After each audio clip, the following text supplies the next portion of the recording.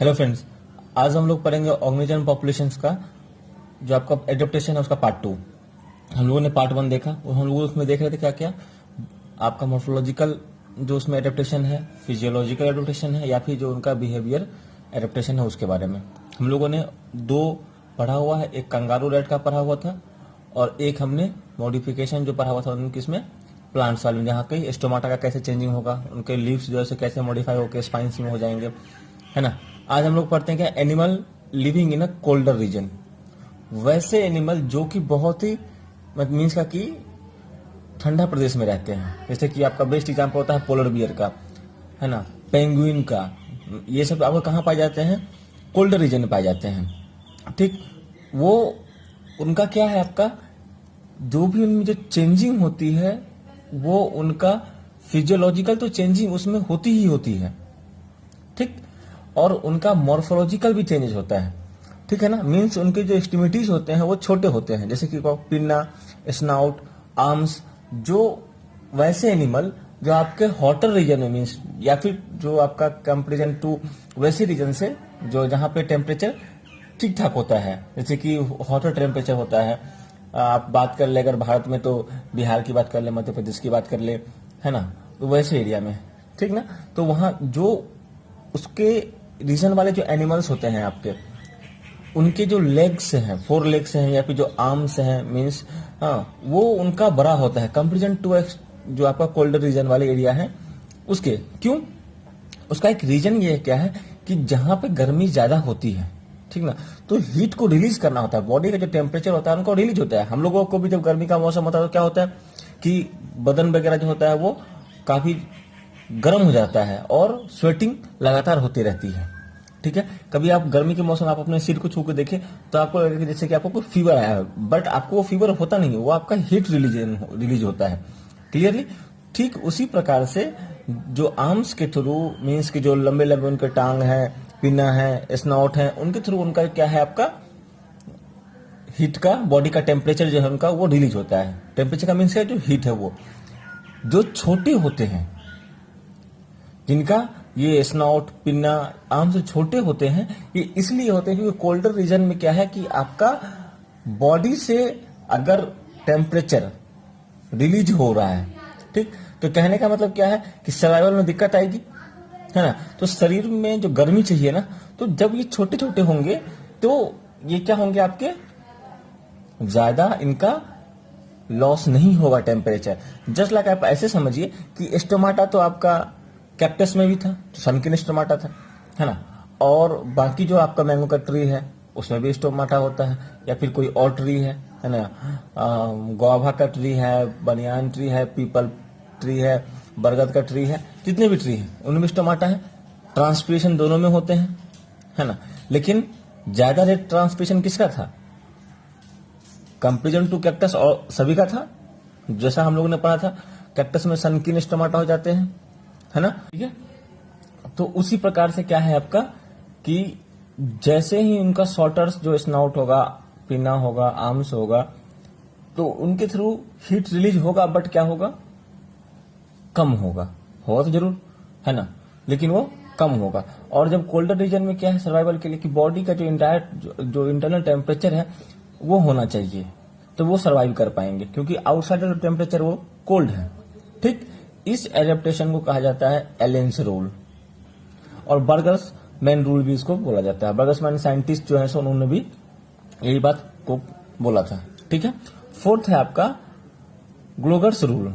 ग्लोगर्स rule में क्या है आपका कि एनिमल्स, वैसे एनिमल जो इक्वेटर के रीजन में होते हैं उनका जो स्किन होता है वो डार्क होता है या फिर फार कलर होता है। कहने का मतलब आपका ये कि एक आप ऐसे समझिए इसको ह्यूमन के केस में कि जो बिहार के या फिर आपका मध्य प्रदेश या फिर उत्तर प्रदेश, जो झारखंड, जो या फिर जो आप साउथ में चले जाइए उधर के जो पर्सन है वो, उनके स्किन का जो कलर है उनके अकॉर्डिंग आप हिमाचल जाइए, उत्तराखंड जाइए, JNK जाइए, है ना, या फिर आप आसाम चले जाइए, लद्दाख चले जाइए, सिक्किम चले जाइए, तो उधर के जो लोग हैं उनकी जो स्किन की जो कलर होती है वो फेयर होती है कंपेरिजन टू जो इक्वेटर में या फिर जो हॉटर टेम्परेचर के एरिया में।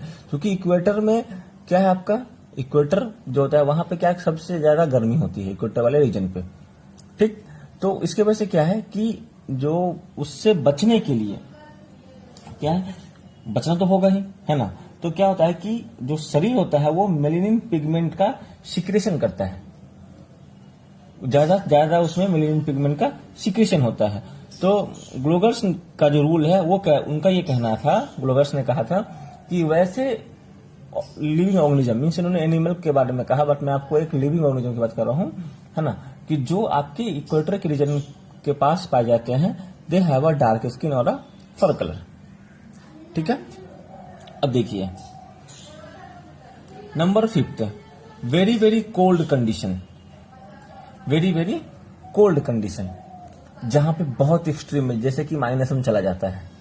ठीक, तो वो बहुत एक्सट्रीम होकर जैसे सियाचिन या फिर आपका लेह लद्दाख, हाँ, जहां या अगर आप उत्तराखंड की बात करें तो गर्मी के भी मौसम में, इस मौसम मई जून के मौसम में आपका क्या है वहां पे बर्फबारी होती है, केदारनाथ में, बद्रीनाथ में, है ना, वहां पे।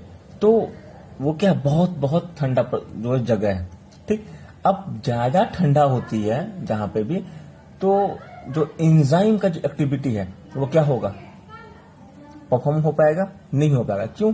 क्योंकि एक ऑप्टिमम टेम्परेचर होना चाहिए इन किसी भी एंजाइम को एक्टिविटी मीन्स परफॉर्म करने के लिए।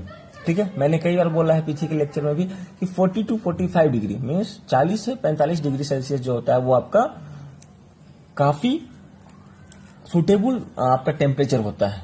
ठीक है, तो इस कंडीशन में क्या है, वेरी वेरी कोल्ड कंडीशन में, कि अब एंजाइमेटिकल एक्टिविटी नहीं हो पाएगा।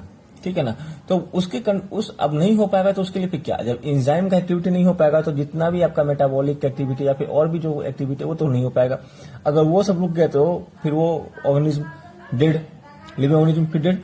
तो उसके केस में क्या होता है कि उनकी बॉडी में एक एंटी फ्रीज प्रोटीन होता है। अब फिर एक क्वेश्चन आ रहा होगा, मैं फिर से दोहरा रहा हूं इस क्वेश्चन को, कि आप लोग सोच लेंगे कि जो एंजाइम की बात में फिर प्रोटीन कहां से आ गई।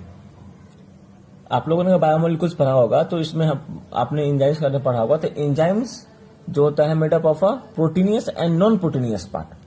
ठीक, तो जब नॉन प्रोटीनियस पार्ट है तो उनका कोई उतना फंक्शन है नहीं। मेन क्या किसका रोल होगा, प्रोटीन पार्ट का, क्योंकि आपका एक्टिव साइड जो होता है वो आपके प्रोटीनियस पार्ट में होता है, जहां पे आपका सबस्ट्रेट आके बाइंड करता है, और बाइंड करने के बाद क्या है कि आपका एंजाइम अपना एक्टिविटी करने लग जाता है।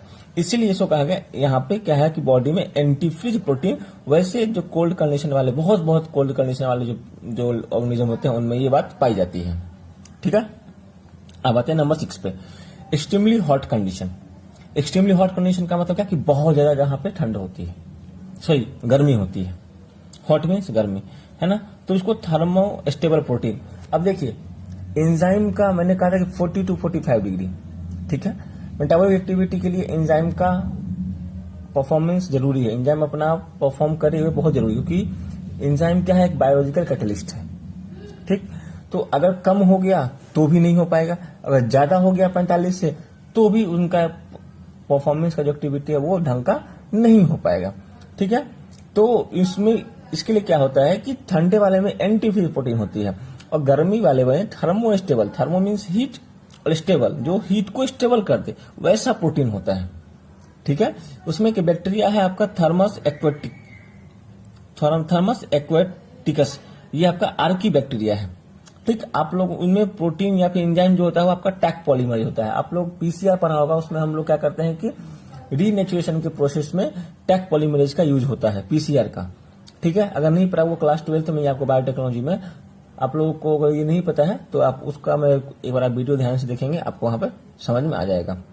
ठीक है, वो टैक पॉलीमरेज इसी थर्मस एक्वेटिक्स बैक्टीरिया से आइसोलेट किया जाता है, जिसको हम लोग टैक पॉलीमरेज कहते हैं, और you help in a process of the PCR, polymerase chain reaction. ठीक, अब आते हैं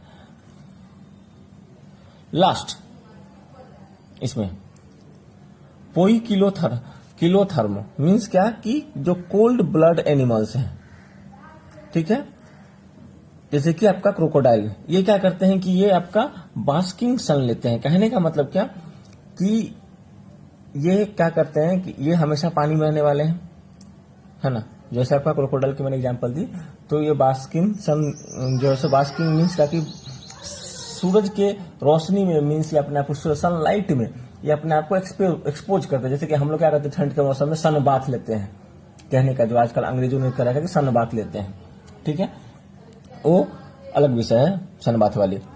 क्या होता है कि जब आपका टेम्परेचर थोड़ा करके क्या होता है कि ठंडा होने लग जाता है, तो उसी केस में क्या है कि जो क्रोकोडाइल वगैरह क्या है पानी में ठंडा होता है, ठीक। तो जब उनका बॉडी का जो इंटरनल टेम्परेचर है वो स्टेबल नहीं हो पाता है, मीन्स कि फ्लक्चुएट करता है, जितना उनको रिक्वायरमेंट होती है नहीं हो पाता है, तो वो बाहर निकल करके आते हैं पानी से, फिर वो सन लाइट में जो है अपना सूरज की रोशनी में वो अपने आप को एक्सपोज करते हैं, ठीक है, और वो हीट को एब्जॉर्ब करते हैं। जब उनको लगता है कि ना इट्स टू मच, फिर वो वापस अपने पानी में चले जाते हैं, ठीक है। एक एग्जांपल लें कि burrowing in soil to escape from the surface heat, means क्या कि जैसे कि आप गर्मी के मौसम में देखते हैं कि जो सांप वगैरह हैं वो क्या करते हैं कि वो अपने होल्स में मीन्स कि बिल जिसको कहा जाता है वो उसके अंदर चले जाते हैं ताकि वो बाहर की जो इंटायर गर्मी है उससे वो बच सके, ठीक है। तो हम लोगों ने एडेप्टेशन पढ़ लिया, ठीक।